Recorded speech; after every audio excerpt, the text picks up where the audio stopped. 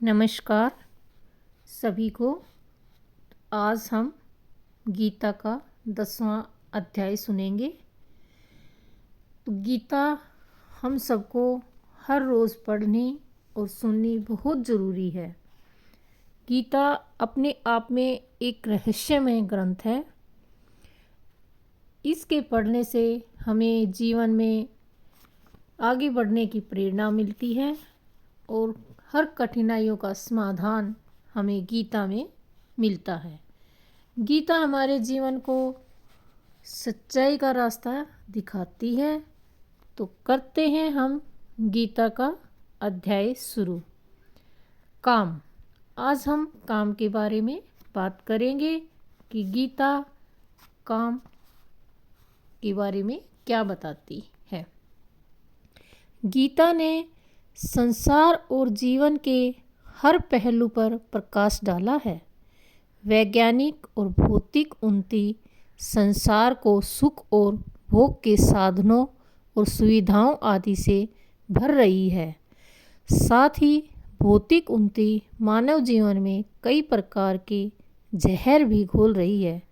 तो गीता कहती है, काम, क्रोध, लोभ, नरक के ये 3 द्वार हैं और तीनों दोषी अति में बदलना चाहिए। काम, क्रोध व लोभ मन के विकार हैं। जब ये तीनों सीमा, मर्यादा और होश हवास को खोकर अधिक बढ़ जाते हैं तो जीवन नरक व अशांत बन जाता है। इससे व्यक्ति, परिवार व समाज में बुराइयां और विकृतियां आने लगती हैं और मनुष्यता कलंकित होने लगती है। कई बार तो इन दोषों के कारण मनुष्य पशु से भी नीचे चला जाता है। जब ये तीनों महाशत्रु इंसान पर आक्रमण करते हैं तब बुद्धि गायब हो जाती है और आदमी पागल बन जाता है। वह ज्ञान, विचार, सोच, मर्यादा, सीमा समझकर सब कुछ भूल जाता है।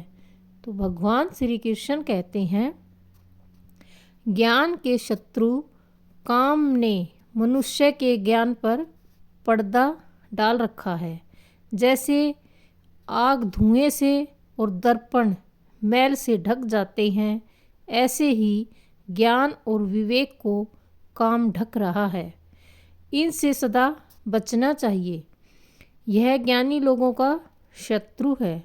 काम सच्चे आत्मज्ञानी से दूर भागता है। यह अज्ञानियों के पास जाता है और उन्हें पकड़े रहता है। भारतीय चिंतन परंपरा में जीवन के उद्देश्य धर्म, अर्थ, काम और मोक्ष को माना गया है। संसार में काम रहित कोई क्रिया नहीं दिखाई देती। इस अर्थ में काम मनुष्य जीवन का अनिवार्य अंग और सृष्टि का संचालक आधार है। काम शब्द का सीधा अर्थ है सांसारिक इच्छाएं व कामनाएं। दूसरा अर्थ है विषय वासना। जब यह काम सीमाएं तथा मर्यादाओं को तोड़ देता है तब यह दुखों और रोगों का कारण बन जाता है। काम ये दोनों पक्ष सांसारिक इच्छाएं तथा स्नोप्ताप्ति के लिए काम भोग गृहस्थ जीवन के लिए सीमा और मर्यादा में जरूरी है। इसके बिना गृहस्थ जीवन का गुजारा नहीं होता। मध्य मार्ग में इन्हें अपनाने पर जीवन में पूर्णता और संतुलन आता है। जब काम पति पत्नी के बीच रहता है तब तक पवित्र एवं सम्मानित रहता है। मर्यादा व नैतिकता के टूटते ही विकार टूटन की समस्याएं उत्पन्न हो जाती हैं। जैसे नदी 2 तटों की सीमा और मर्यादा से बनती है, तभी तक उसकी उपयोगिता सुंदर और लाभ है। यदि नदी 2 तटों को तोड़कर सीमाओं को लाकर इधर उधर बहने लगे तब वह अनर्थकारी और विनाशकारी बन जाती है। ऐसी स्थिति में लाभ की बजाय हानि होने लगती है। ऐसे ही मनुष्य की इच्छाएं और काम वासनाएं तब तक नियम व्यवस्था, नैतिकता और सामाजिक मर्यादा में रहती हैं, तब तक व्यक्ति, परिवार, समाज एवं राष्ट्र का स्वस्थ मंगलकारी स्वरूप व विकार बना रहता है। जब इसके विपरीत इच्छाएं तथा कामनाएं के लिए ही सब कुछ तोड़ा व छोड़ा जाता है, तब ये दुखद व विनाशकारी बन जाती है। तब काम महारोग का रूप ले लेता है। जब इसकी जैसे तैसे पूर्ति की जाती है, तब व्यक्ति, परिवार, समाज तथा राष्ट्र के पतन होने लगता है। आज इच्छाएं तथा कामनाएं तेजी से बढ़ रही हैं। आज धन की भूख तेजी से बढ़ रही है। धन कामनाओं की पूर्ति करता है। इच्छाएं रोज नई नई बढ़ती जा रही हैं।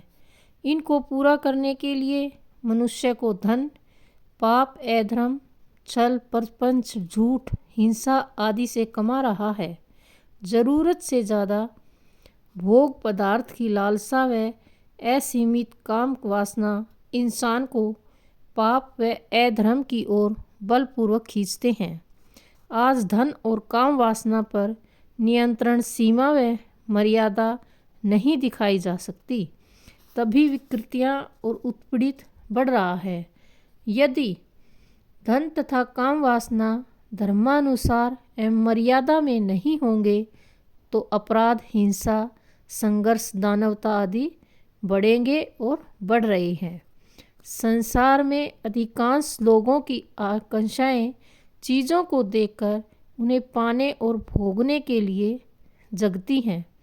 शरीर शिथिल हो जाए, पर फिर भी उन्हें पाने और भोगने की तृष्णा जवान बनी रहती है।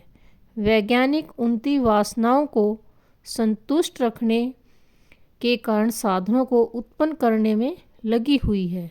आश्चर्य है कि इतने सुख और भोग के साधनों तथा सुविधाओं आदि के होते हुए भी आज इंसान अशांत, चिंतित, बेचैन और दुखी, अंदर से खोखला हो रहा है। ऊपर से सब कुछ भरा पूरा होते हुए भी अंदर से खाली है। शायद यह भौतिकवाद का अभिशाप है। गीता सावधान करते हुए चेतावनी देती है, काम का धर्मपूर्वक व मर्यादापूर्वक भोग करो।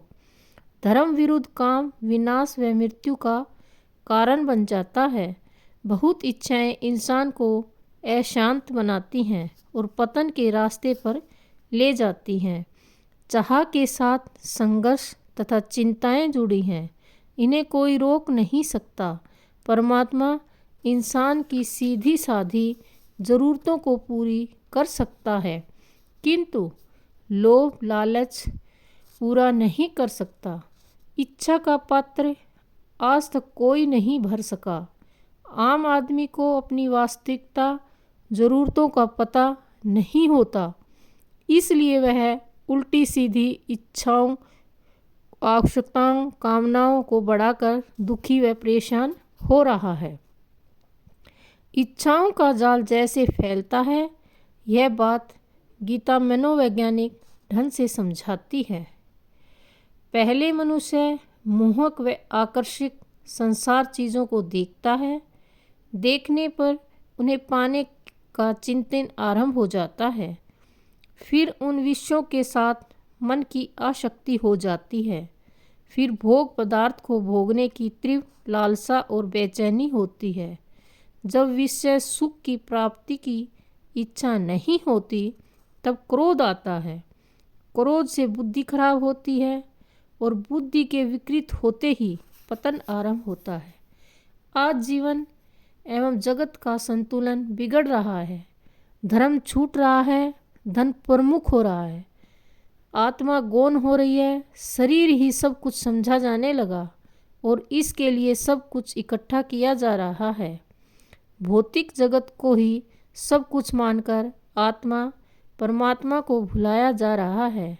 जीवन में धार्मिकता और आध्यात्मिकता की जगह अधिक से अधिक भोग एवं संग्रह की प्रवृत्ति जाग रही है। व्यक्ति धन को ही अधिक से अधिक और जल्दी से जल्दी पाना व कमाना चाहता है, चाहे कैसे भी साधन अपनाने पड़े। इसके लिए उसके मन में भय, लज्जा, गिलानी व संकोच नहीं आ रहा। हक, मेहनत, ईमानदारी और धैर्यपूर्वक धन कमाने के आदर्श को संसार भूल रहा है। आज धन ज़्यादा और जल्दी कमाने के पीछे एकमात्र उद्देश्य है दुनिया की भोग पदार्थ, साधनों आदि का उपयोग और विलासितापूर्वक जीवन व्यतीत करना। इसी कारण लोभ लालच तेजी से बढ़ रहा है। कहीं इंसान अपने को ठहरा और समझा नहीं पा रहा। गीता तत्व ज्ञान देती है, भोगों का कोई अंत नहीं है। इच्छाएं आकाश की तरह अनंत हैं। उतनी इच्छा करो जितनी ज़रूरी है। ज़रूरत से ज़्यादा जो भी वस्तु होती है वह परेशानी और दुख एवं चिंता का कारण बनती हैं। भोगों के पीछे दौड़ने वाले का जीवन लंबा नहीं होता। भोगों से शरीर शक्तिहीन होकर कमज़ोर हो जाता है। तृष्णाएं वैसी ही जवान बनी रहती हैं। तन बूढ़ा हो जाता है और मन चटकारे मारता है। भोगों से तन व मन दोनों को खराब और रोगी हो जाते हैं। बुढ़ापे में काम वासना जीवन को नरक बना देती है। अतः भोग वृत्ति को योग वृत्ति में बदलकर जीवन को सुखी बनाओ। यह गीता का मूल सवर है। गीता कहती है, काम तथा क्रोध रजोगुण से उत्पन्न होने वाले विकार हैं जो आसानी से शांत नहीं होते। इनका पेट नहीं भरता। जितना डालते जाओ उतना और मांगते जाते हैं। काम वासनाओं की अग्नि ऐसी है कि उसमें जितना डालते जाओ उतनी और बढ़ती जाएगी। भोगवृत्ति की जाल को तोड़ना अधिक कठिन होता है। इसे तोड़ने के लिए कई बार तत्व ज्ञान, अभ्यास तथा वैराग्य के हथौड़े मारने पड़ते हैं। तब कहीं जाकर अज्ञान टूटता है। काम वासना के आवेग में मनुष्य का विवेक भ्रष्ट हो जाता है। कभी कभी तपस्वी त्यागी मुनिजनों को भी बुद्धि काम के वियोग से डामाडोल हो जाती है। वासनाओं का जाल बहुत दृढ़ होता है। एक बार मनुष्य फंसकर निकलना कठिन हो जाता है। इस आग में न जाने कितनों को जलाकर रख दिया और कितनों के जीवन और घर बर्बाद कर दिए। कई लोग असीमित कामनाओं के कारण जीवन, घर तथा जगत को नरक बनाकर जीते हैं। इससे जीवन में तरह तरह की बुराइयां, समस्याएं, संघर्ष, हिंसा और उलझने आदि बढ़ते हैं। जो अज्ञानपूर्वक काम वासनाओं के चुगल में फंसता है उसका जीवन दीर्घजीवी नहीं होता। कामी, भोगी, विलासी और दुर्व्यसनी व्यक्ति की उम्र लंबी नहीं मानी गई है। भगवान श्री अर्जुन को इस जाल से निकलने का उपाय समझाते हैं। ज्ञान, विवेक, वैराग्य और विषयों की नश्वरता का भाव जागृत होने पर महाबली काम को संयम व अभ्यास से रोका जा सकता है। जो जो उम्र बढ़ती जाए त्यों त्यों मनुष्य को इच्छाएं और कामनाओं से ऊपर उठते जाना चाहिए।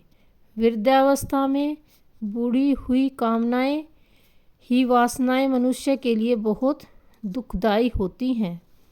अनेक घातक रोग इसी से उत्पन्न होते हैं। रजोगुणी, तमोगुणी, दूषित आहार विहार काम वासना की बुद्धि में सहायक होते हैं। मांस, मदिरा तथा मादक द्रव्यों के उपयोग से रजोगुण एवं तपोगुण बढ़कर काम वासना बढ़ाते हैं। अश्लील चित्र, दृश्य, नृत्य, गान, गंदी संगति आदि से काम वासनाएं तीव्र होती हैं। इन बातों से मन को दूषित, चंचल तथा कामी बनता है। गीता का अमर संदेश है, अनिर्याती तथा अनैतिक विनाशकारी काम वासनाओं से बचो। धर्म, मर्यादा, सीमा, संयम तथा प्राकृतिक नियम में रहते हुए पति पत्नी एक दूसरे से काम वासना की पूर्ति कर संतुष्ट व तृप्त रहें। इसी से सच्ची सुख, शांति, प्रसन्नता एवं संतोष मिलेगा। यही सृष्टि नियम, समाज व्यवस्था और प्रकृति का विधान है। जो व्यक्ति नियम, व्यवस्था, धर्म, मर्यादा व नैतिकता को तोड़ता वो छोड़ता है, उसका जीवन, परिवार, समाज और मनुष्य सब नष्ट भ्रष्ट हो जाता है। गीता का काम संबंधी यही चिंतन और संदेश है।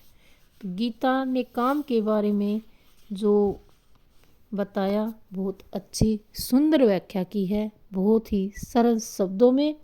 तो आज ये अध्याय यहीं समाप्त होता है। सभी को एक बार फिर से नमस्कार। जय श्री कृष्ण।